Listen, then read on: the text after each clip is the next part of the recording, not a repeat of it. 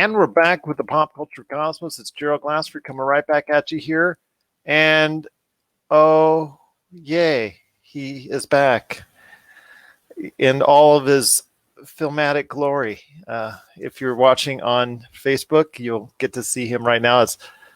Well, of course, he's an award-winning director. Of course, he's got to have a great look. But he is the man, indeed, behind Zero Cool Films. You got to go ahead and check out what he's doing today at zerocoolfilms.com, including Action Figure Adventure, which just had an extremely successful run on Jinx TV. And I'm sure he's going to have more information on how you can get a copy of that Blu-ray or DVD.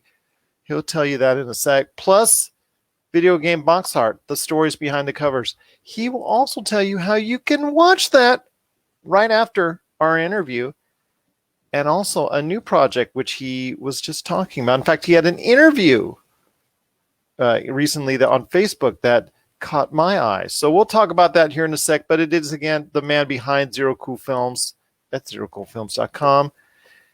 It is the man that, yes, I owe a lot of credit to in helping shape what is now known as the Pop Culture Cosmos. It is the Filmatic, Rob McCallum. What's up, my friend? Good to be back. It's nice to be sitting down, chatting with you. I'm just surveying all the different buttons that I can push to get your gears going in ways that they haven't felt for a while.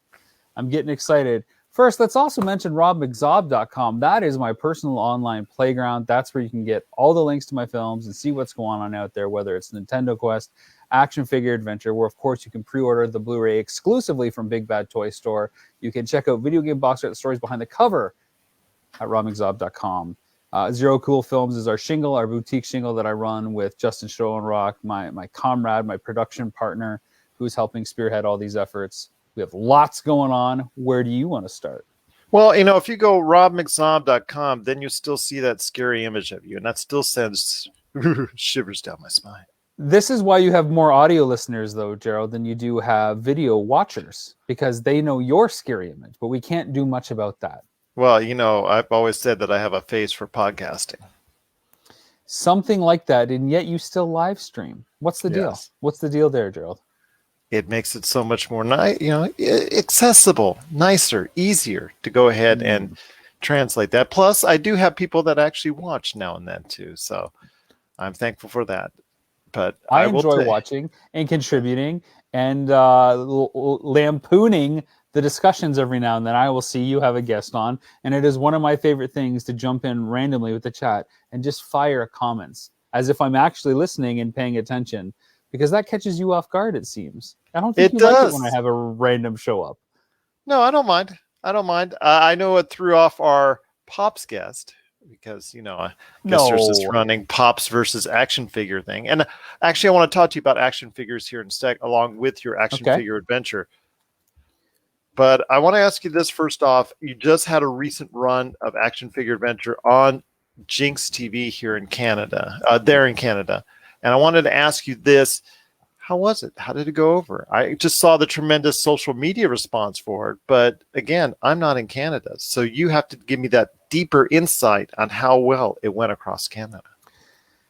Well, yes, it is great to be here. And it is great that Action Figure Adventure had an amazing run. Its broadcast premiere on Jinx Esports TV in Canada as part of the Super Channel network up here. It's one of those premium cable pay specialty channels, like an HBO, if you will, for everybody that's trying to figure out what's going on.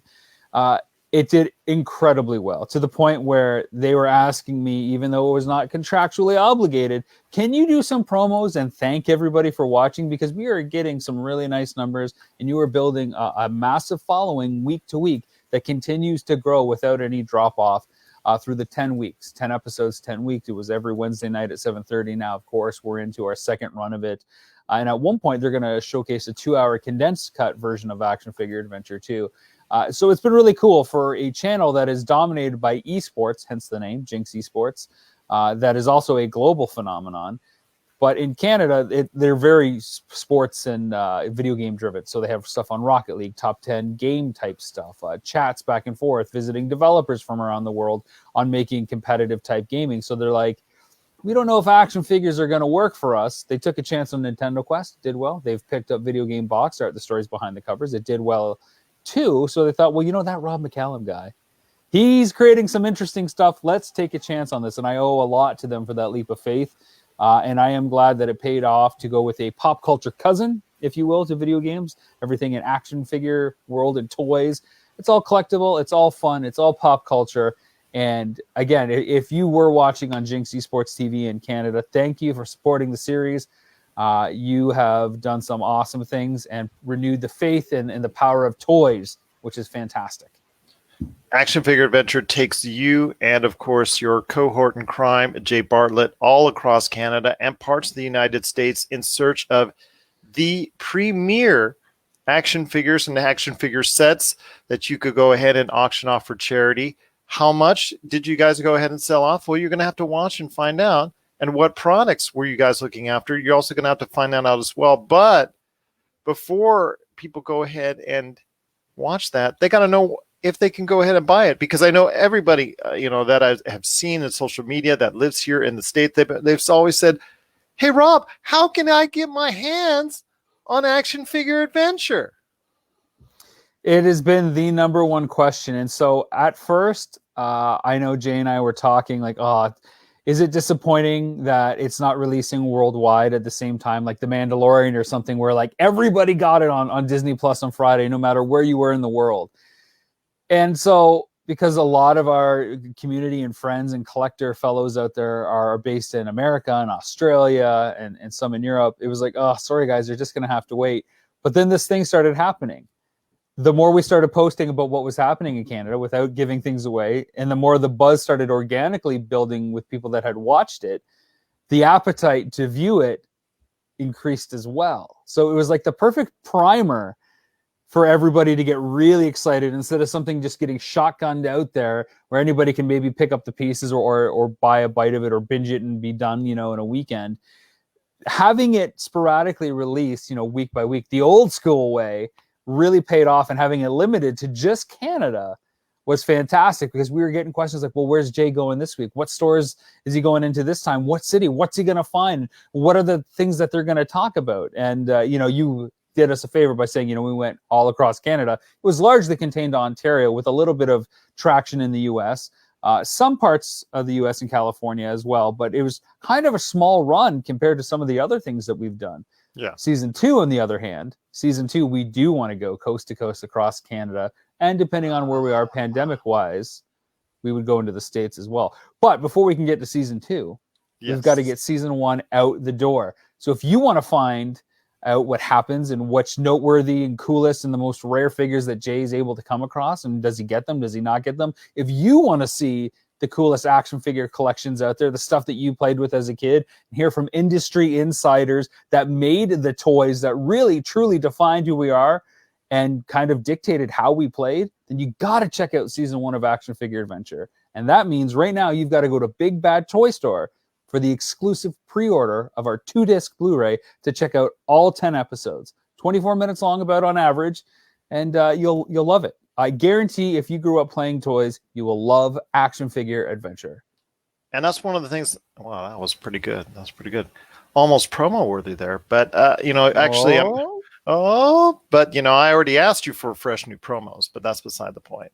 I knew I was supposed to write something else. We'll figure it out. You record it anytime you want. But yeah, just it's so hard sometimes when you send me one and it's like, okay. But then you put 2020 on it. So it doesn't really fit in 2021. So, because it's, yeah. We'll just do a drop for me. Let me go 20 and you go 21. Hey, Rob, your voice changed. I wanted to ask you this. That was one of the things when you announced the availability for pre-orders.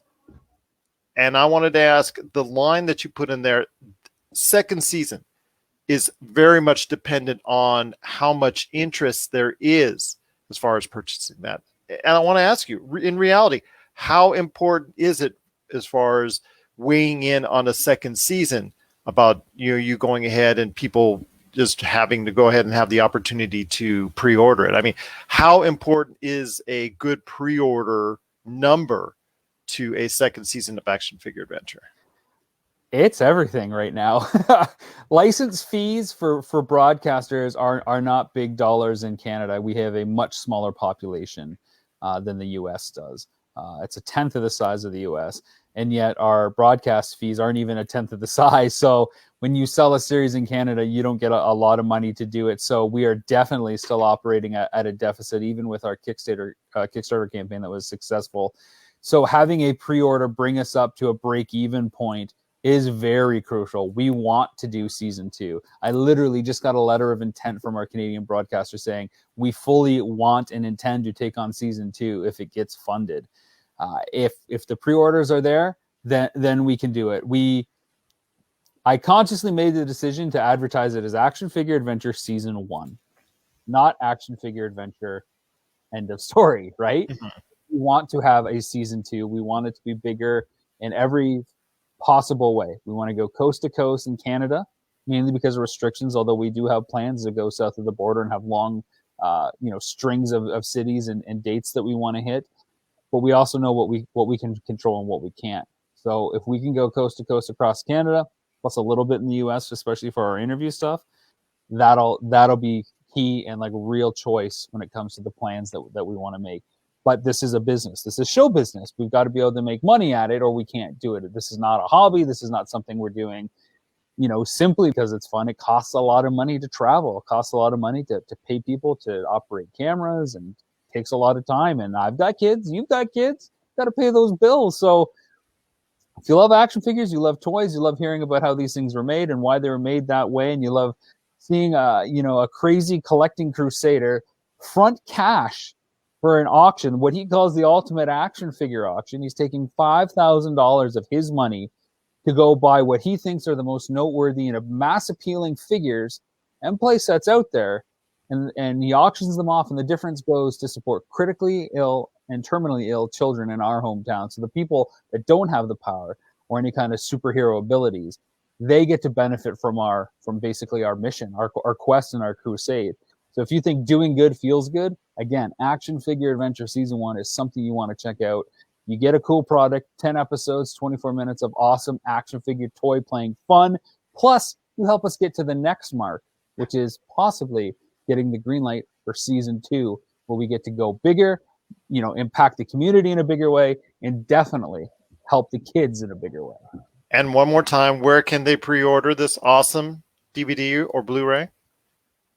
Check out Action Figure Adventure now, exclusively for pre-order at Big Bad Toy Store. You'll get 10 episodes of awesome action figure fun.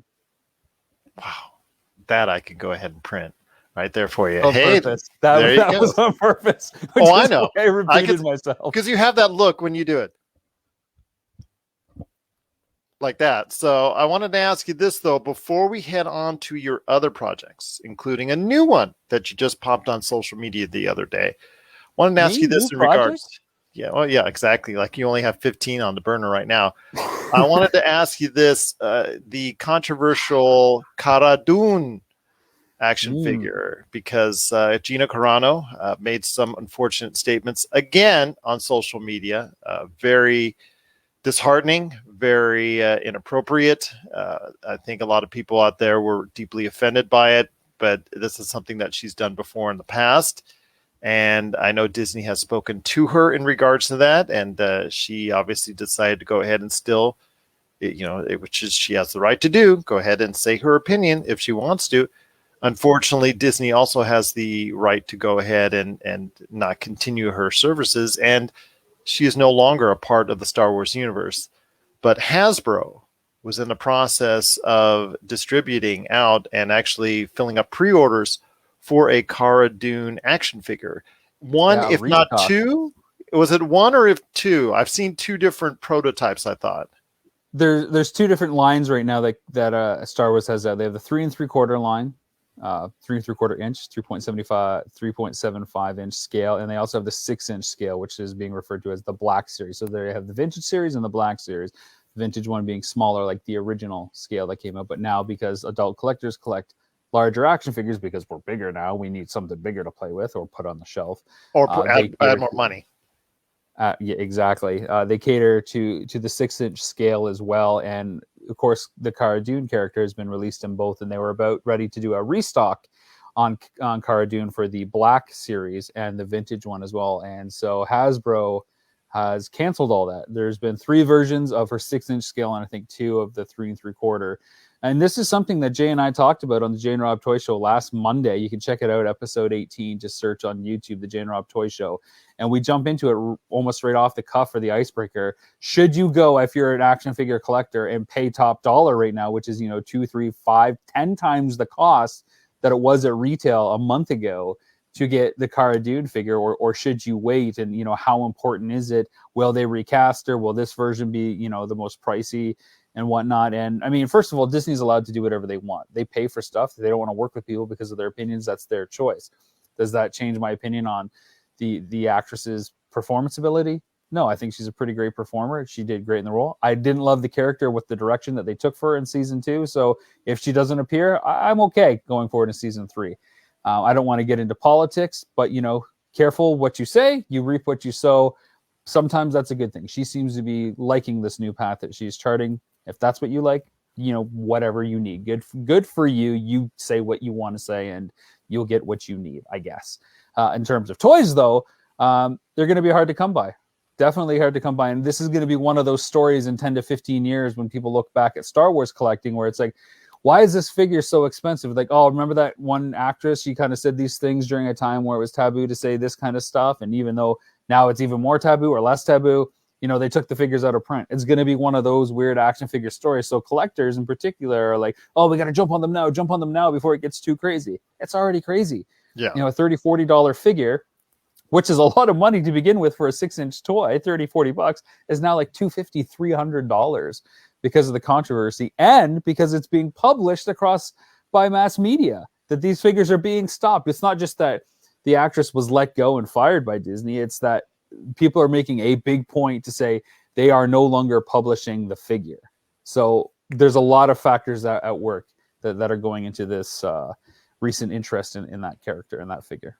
Does anyone have an idea exactly how many, outside of Hasbro, of course, how many figures are out in the wild? Because I know that's something that is always bandied about as far as the rare or rarest action figures that are out there. It's something, the number, like even when we were talking about the Pops, the other guest and I that you roasted, I wanted to go ahead and say that was something as far as the lampooned, perhaps, torpedo. But anyways, when you're talking about these collectibles, a lot of the rarity or value that goes into it is the fact that people know exactly how many are left out in the wild. It's hard to say. I mean, those numbers are never, revealed or released for a lot of different reasons. Even like back in the day, stuff that's like 40 years old, like the original G.I. Joe stuff, we can guess that they would sell 1 million units of Storm Shadow or Cobra Commander at best, so they could figure out costing based on that kind of number. Today, I don't know. It's hard to say. The original 6-inch release of Cara Dune, the Black series, that flew off the shelves, but the 3 3/4 one was a peg warmer. So it depends on what you collect and what gets produced. Obviously, a smaller product is cheaper to produce, but that doesn't who is collecting what and why. So the numbers are all across the board too for the different scales and lines. So it's not super rare. The versions are not super rare out there. They're out there. It's just right now it's a matter of what you want to pay for. I mean, I would probably guess there's, probably 20 or 30,000 figures. I would guess, based on nothing but speculation. Okay. For whatever that's worth. Yeah, for whatever that's worth, indeed. But I just wanted to ask because, again, it's been a source of interest for a lot of people just because, like you said, major news outlets have reported Hasbro putting the cancel on that, just like, society put the cancel on. Again, that's part of the reason the prices are being, driven up because they have put, shine the spotlight on it. Nobody shined the spotlight on the lack of Solo figures that came out. I think there was like 6 figures for that entire movie and a different version of the Falcon, but nobody talks about that. Like nobody had a big article that said Solo performed so badly at the box office that they dialed back the action figures. and then that didn't drive up prices because nobody talked about it. This is just more talking about the drama that's going on, and this person got canceled or, got fired for saying the wrong thing, and you better not say the wrong thing anymore. I definitely don't agree with the statements she made in the comparisons. That those are her politics. Those aren't mine. So I don't employ her. Disney does, and they chose not to anymore as a result. Absolutely. So we'll continue to monitor that. But again, I wanted to get a better idea and gauge how exactly it was going over in the collectibles market, because or things that she said or not. I know when there's a action figure out there that's in such limited demand or limited supply, there's always that market value goes up. And regardless of how you feel about Gino Carano, you see the people that are trying to capitalize on this type of moment. Absolutely. Well, there are more great things that are here to talk about with you, my friend. It is Rob McCallum, the man behind RobMcCallum.com, and the scariest picture of him that's imaginable, plus also as well ZeroCoolFilms.com. What? That's my Masters of the Universe-esque portrait that you're referring to at RobMcCallum.com, which I believe is also on my YouTube page. That's fun. Who wants one of those glamour shots that everybody seems to have for headshot, or something that looks like it was taken at an Apple corporate event center? I have one of those. I bet you do. And I bet you think differently every day. Yeah, this is true, but need I digress.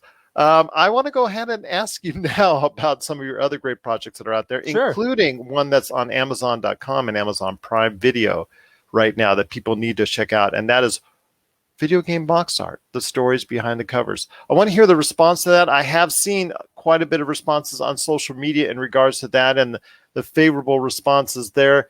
Tell me about the interest into that since it's been released, and of course, all the interesting things that a lot of people have said about it, including our friends Doug and Nicole from Retro City Games. Big shout out. Well, yeah, definitely shout out to Doug and Nicole, who of course are our co-creators, co-producers of the series, I guess. Honestly, when we released it, I think it was in late November or December, it generated a lot of buzz. And I think I told you on a previous iteration where we sat down that it was really nice and warming because I had filmed that and kind of finished it so long ago. We had, again, a broadcast release in Canada, and we were shopping for an international home, and we found one with the Nacelle company, who, of course, does the toys that made us. And they put it out, and since then, it's like, oh, this is so awesome. I'm so glad that this is out there. Oh, I didn't know this or I didn't know that. So it's just really cool that people are like taking the time to check it out and sitting down with it and really just going on the journey that we present across the 8 episodes to kind of look in every possible nook and cranny when it comes to the world of video games, but always bring it back to the cover art or illustration and how that happened, whether it's a point of purchase display in the 80s working for Atari like Pamela Smith did, or whether it's, what it's like to do covers for ColecoVision games where essentially, mocked up based on the arcade cabinet. So what do you do for the cover for that? Well, you show the arcade cabinet. Well, what do you do for something when it's, an original game? How does it change then?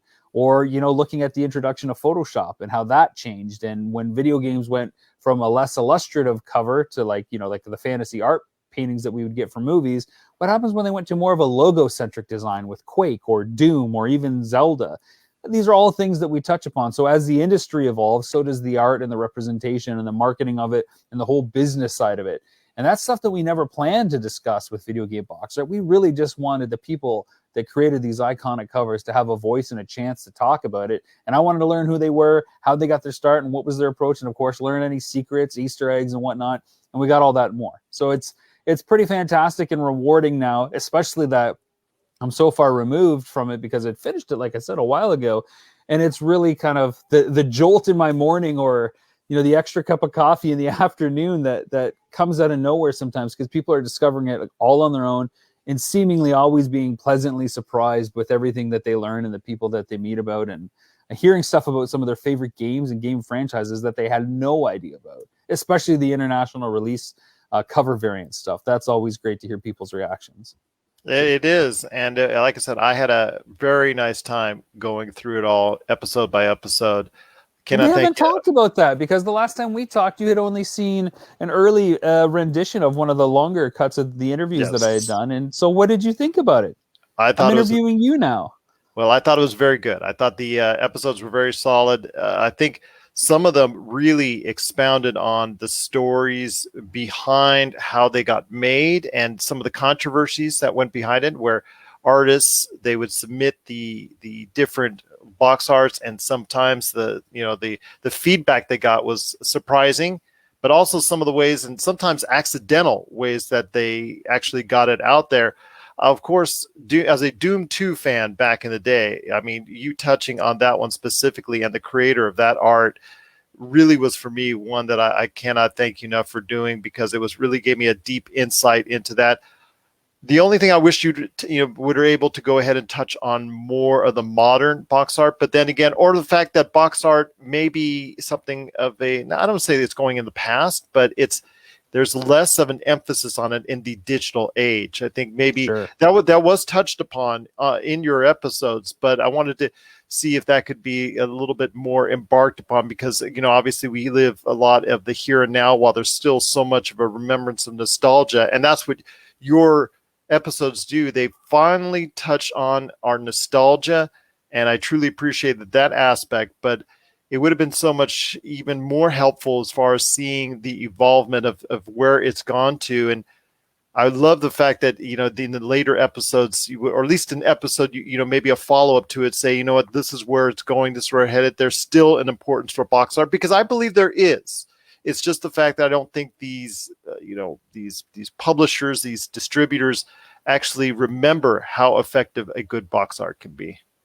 I 100% agree. I wish I could do another 8 episodes tomorrow, because then we'd continue to talk about stuff like, what is box art in the digital age? We touched upon it in episode 6 at E3, Yes. when we talked to people like, how do you release stuff now? How does it get created? And, they create a big piece of art and it gets, purposed in multiple ways, like we showed with Tomb Raider, and how collector's editions are taking more of the special physical kind of place that box art used to take. It just doesn't, it's not the same as it was. So, hey, Yeah. You give me the funding for another 8 episodes, I am happy to keep delving into stuff. And I mean, you mentioned Doom 2. I would love to do more looks at PC games. I mean, there's a lot to discuss, for everything from Fairchild, Atari, Coleco, Yes. all the console stuff, Nintendo, Super Nintendo, Sega, everything through that disc-based, cartridge-based, to PC games and digital games and mobile games. How does that all work? And what does an app store presence graphic look like? And what are the assets that you need to really stand out there? There's so much that you can continue to discuss. That series could run for 150 episodes. And your look into the nostalgic part of it, I mean, obviously the more obscure like Fairchild, the way you dealt into that was truly incredible. And Nintendo, you got a hold of the individual that was responsible for much of the early Nintendo art, and the way that Nintendo is being shaped now. It's funny because there's a Nintendo I guess a documentary type that's coming on the way here in a couple of weeks, that may or may not be able to touch on as well as what you've touched on already, just by showcasing the box art, which everybody knows and remembers.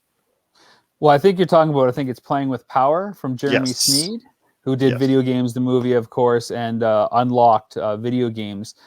Jeremy's a good colleague of mine, so I'm really excited to see what he's able to do. And Sean Astin's a part of that as well. So I'm really looking forward to see what he's great. He's been working on it for several years now, teasing little bits here and there. So I will be one of the first to check it out, I hope anyways. That's the other kind of cool thing that I think we got away with for Video Game Boxer, the stories behind the cover, which you can check out on Amazon Prime Video and Apple and all your favorite destinations, of course. We got to talk about subjects with maybe the people you didn't know about, so you're getting a perspective that you've never heard before. So we could sit down with collectors and talk about the coolest box art of video games out there, or we could talk with the guy who created the font and style and made the decision from showing NES in a portrait orientation to a landscape orientation for the SNES. So we got real lucky with who we were able to contact and the perspectives that they were able to share with us, because a lot of them had never had the platform to discuss this stuff before, even if the topics have been covered by other people before. So we were getting, really interesting insights almost across the board from people who had never been given a chance to really speak up. Of course, you do know my favorite episode of the entirety was one that originally I don't think was going to be showcased in the original format of episodes, almost treating it like a bonus episode. And that was one with our friends, Nicole Galgazian and Douglas Hoyabu from Retro City Games. Big shout out again to them. Please go ahead, if you're in the Southern Nevada area, please go ahead and shop at Retro City Games for all your classic gaming needs. Right there. Almost as good a cheap plug as yours. Well, I mean, that's not true, though. That what you're saying about them not being included is not true, because it's their find and their art that started the whole series. I thought there's a story no. here. I thought it was a bonus episode. It was treating no. No, not it's at a regular all. episode. Okay, it's episode. It's a regular episode. It's okay. episode 8. Okay. Just wanted to make episode 8. Okay. I created an arc of 6 episodes, 1 through 6, because I knew I could cover all the main eras and a bunch of the different categories within that. Basically, the beginning, the middle parts, all the way kind of to where we are now. Then episodes 7 and 8 go back and kind of double dip on some of that to basically fill in the gaps. But Doug and Nicole coming across that art that came into Retro City Games, that was always the through line that I had imagined for the feature-length version. Much like a lot of the stuff I do, I like to find a contemporary, current-day chapter that explores the subject matter and allows us to go back in time and talk about that thing and why it's still important. There was a number of reasons why we couldn't do the feature-length version and wouldn't given any of these artists justice or spent enough time with them. So this is why we broke it out into a series-based model instead, and then we kind of gave Doug and Nicole a bit of a bookend for episode 8 so that they still got their time in the spotlight and got to showcase their story and share it with the world about what happens with this art, where did it come from, and who got it as a result. That's true. But yes, and now you can go ahead and watch all 8 episodes and some bonus footage. Is that correct? Or is that bonus footage only available on the DVD or Blu-ray that's coming up? Yeah, so everybody that backed it on Kickstarter is the only one that gets the bonus episodes. You only get the 8 episodes on Amazon Prime Video, or if you buy it through Apple TV and iTunes or Google Play or wherever you want to get Video Game Box Art, you're going to get the 8 core episodes, which is why it's always important to back filmmakers and creators on platforms like Kickstarter, because you always get extra goodies or something signed or alternate cover art, which is what we're hoping to get for my next project, Faking Filmation. And that's what we'll lead into right now. Again, check out Video Game Box Art, the stories behind the covers, featuring so much of the history of video games. You can check that out today on Amazon Prime. And you mentioned Faking Filmation. Obviously, as you mentioned in your interview with the man behind with the issue at hand in Faking Filmation, you are a part of the He-Man universe. And something I've known for you, of you for a long time now, is that your fandom for He-Man knows no bounds. I think you still should have been the director for He-Man, but that's beside the point. But I wanted to go ahead into this. Well, that's my personal opinion. You know, the feature film that may someday come to light. We don't know when in this current age. If indeed. But Faking Filmation is a new project of yours. Please go ahead and tell us all about the story behind Faking Filmation and how important it is for the He-Man universe. Faking Filmation is a project I've been working on for over a year now, and I've only just gotten to the point where I think it was good enough to kind of talk about it with everybody and thus announce it, and we've created poster art as well for it. It centers on James Eatock and his... James is like a super fan, okay, of everything He-Man and She-Ra. He's obsessed with anything 80s cartoons, but in particular He-Man and She-Ra. And 4 years ago, he set out on a mission to create his own unofficial cartoon episode of He-Man and the Masters of the Universe. He wanted to create something that would seamlessly fit in to the original 130 episode run, where you wouldn't be able to tell the difference. The voices would be the same, the music, the look, the style, the animation, everything would be the same. And the basis for his episode was to see Faker, who as a toy was always blue like Skeletor, but looked like He-Man, into the cartoon, because the original cartoon version of Faker we got was basically He-Man with glowing eyes. So it felt a little disjointed, and James wanted to correct that.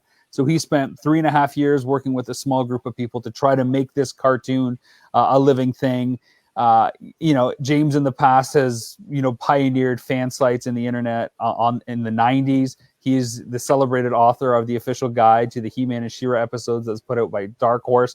This guy isn't just like some random fan in a basement. He knows his stuff, and he has an encyclopedic knowledge of everything He-Man and She-Ra. He knows all the animators and storyboard artists and writers and directors behind the episodes. So he wanted to give his ultimate love letter, this homage to He-Man and the Masters of the Universe, saying, look, I'm a creator. Here's what I think. Here's what I want to do to say thank you to everybody who had done this. And just as he got to the finish line and was ready to show it at PowerCon, the world's greatest He-Man and She-Ra fan convention, NBC Universal, which has the rights to He-Man, said, "You cannot show this. Do not show this cartoon, or we will hit you with $150,000 plus of legal damages." Now, the story is much bigger than that because NBC Universal knew about this cartoon for years. And suddenly, at the stroke of midnight, they say, "You can't release this." So Faking Filmation tells the story of James, who he is, how he got to be where he is, the process of creating this fantastic piece of animation, and charts the journey forward. What will he do? Will he give up and shelf it? Or will he, basically throw caution in the wind and put the cartoon out there because a dream is worth fighting for? Of course, this is the perfect vehicle to go back and talk about the history of cartoons and everything that made Saturday morning cartoons and that whole phenomenon possible, which Filmation, the animation company behind He-Man and the Masters Universe, was a pioneering founder. They were the ones in the 60s, along with a couple other groups, that made Saturday morning cartoons happen. So we get to chart the history of Saturday morning cartoons, the rise and fall of Filmation, and everything important about cartoon culture and animation while following James's story to see if his dream will be a success or if it'll be locked away in a vault forever. Well, let's hope. I guess, we have to watch and find out, but let's hope that's not the case, because someone who, like you said, has put such a great deal of time and effort and love, basically that's what it comes down to, just love and appreciation for let's hope that doesn't go to waste. Yeah, it's like, what do you do for a dream? That's what Faking Filmation comes down to. How far are you willing to go to see the thing that you love happen? And James loves cartoons. What will he do? It's the human spirit. How far are you willing to go for the thing that you love? And so we get to find out by following James's journey and talk about cartoons along the way.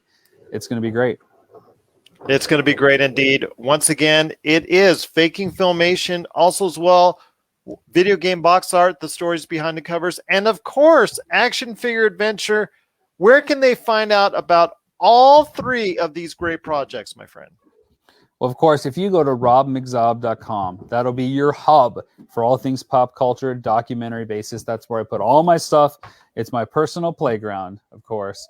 Go to robmczob.com. Action Figure Adventure, get it exclusively at Big Bad Toy Store. Support us. Get season 1, 10 episodes, nonstop fun, toy hunting, video game box art, the stories behind the covers. Check it out on Amazon Prime. Check it out on Apple TV, iTunes. Get yourself a copy. You'll love it. And of course, Faking Filmation, you can get in on the ground floor, as they say, when we launch our Kickstarter, tentatively slated for April 6th, Tuesday. You can get those collector's editions, specials, and maybe a few other interesting perks. Well, we got to talk about it right before you go live with it again, so we can remind people out there about Faking Filmation. Once again, look for it on Kickstarter in and around April 6th, so you can be in on it early. That is Faking Filmation. Plus, you can check out robmczob.com. The pictures right there for you, where you go ahead and check out Action Figure Adventure, video game box art, the stories behind the covers, and so much more. That and zerocoolfilms.com. Please check out both today. Are there any pictures of cinder blocks there by any chance when you go to robmczob.com? I haven't seen any. Only when you visit. Okay. I haven't seen that yet. Okay. I just wanted to make sure because, cinder blocks between you and I, that's our deal. That's our deal. Those are the building blocks of our friendship. That it was, my friend, and that it still is today. But my friend, it's been so great talking to you. Please send my love to Jay. I know he's had a recent loss, and I want to pay all homage and respects to him and his family. So please send out my blessings to him. I haven't had a chance to speak to him in person yet on that yet. So please, we'll if you call go him ahead up, and pay get my him on respects. to talk about Action Figure Adventure. He would love to sit and chat with you. Okay, well, he's the YouTube star now. That's the problem. Well, talk to him about that. Okay, well, all right. If I can catch up to him, I may have to talk to his agent now that you've made him a star with Action Figure Adventure and Nintendo Quest and his YouTube. Hey, YouTube is all him. I'll take credit for everything else. Okay, fair enough indeed. But also you can catch the Jay and Rob Toy Show as well on YouTube. Don't forget that. every Monday night at 8:30 p.m. You can check out Jay and I talking funny things about toys. We have tons of different guests, authors, toy designers, sculptors. You definitely got to check it out if you love pop culture mishaps and shenanigans. And if you want to check out the audio version of their latest episode involving the Cara Dune controversy and all that, you will catch it this week on the Pop Culture Cosmos channel, wherever you get your podcasts. My friend, it's been so great talking to you as well. Looking better than ever in film right there for you. Man, just, it's just so great seeing you as always. You're always moving up in the world. You always got something new on the plate. You always got something there for you. I just cannot thank you enough. I pay homage to you once again. It is Rob McCallum, award-winning director of so many things that you got to go ahead and check out today at robmczob.com. Rob, it's been a great pleasure talking to you as always, and thank you so much for always bothering us, pestering us, invading us right here at the Pop Culture Cosmos.